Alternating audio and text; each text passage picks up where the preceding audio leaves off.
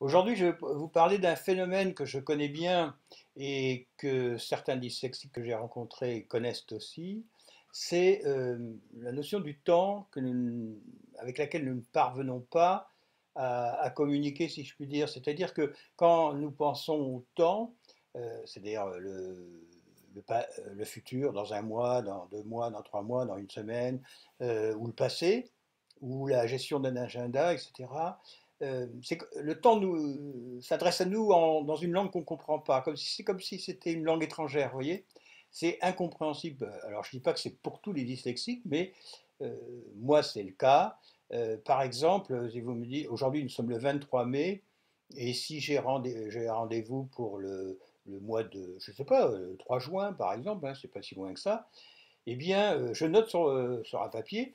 Et puis, pour moi, ça paraît très très lointain. J'ai l'impression que le 3 juin, c'est comme si, pour d'autres, c'était comme si c'était dans un an. Et si bien que quand ça arrive très vite, je suis surpris, et j'ai pas eu le temps de me préparer.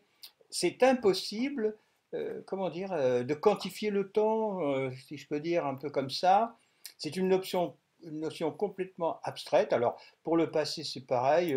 Euh, vous voyez, par exemple, les personnes d'un certain âge commencent à parler tout le temps, dès ils parlent de leurs souvenirs, ils disent ah ouais, c'était à telle année, à tel endroit, et c'est même un peu enquiquinant quand on les écoute.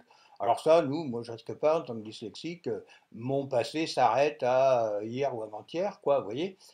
Alors c'est un handicap aussi, et donc c'est pour ça qu'aujourd'hui j'en parle, parce que si vous avez des enfants, et parfois vous voyez que sur un problème de temps ou de gestion de leur temps, parce que maintenant il faut tout gérer, euh, ils n'y arrivent pas, ils ne comprennent pas, ou ils ont beaucoup de difficultés, eh bien pensez que c'est dû à la dyslexie, donc tenez-en compte. Alors je ne dis pas que c'est général, hein, et d'ailleurs, vous êtes nombreux à me mettre des commentaires et à me faire part de votre expérience de dyslexique. Si parfois vous connaissez le même phénomène, ça conforterait l'idée que c'est assez fréquent et que en prendre conscience pour les parents, ou même les dyslexiques eux-mêmes, c'est une bonne chose, c'est leur apporter de l'aide, c'est mon but, quoi, en fin de compte, avec mes petites vidéos pourries. À bientôt, les dyslexos!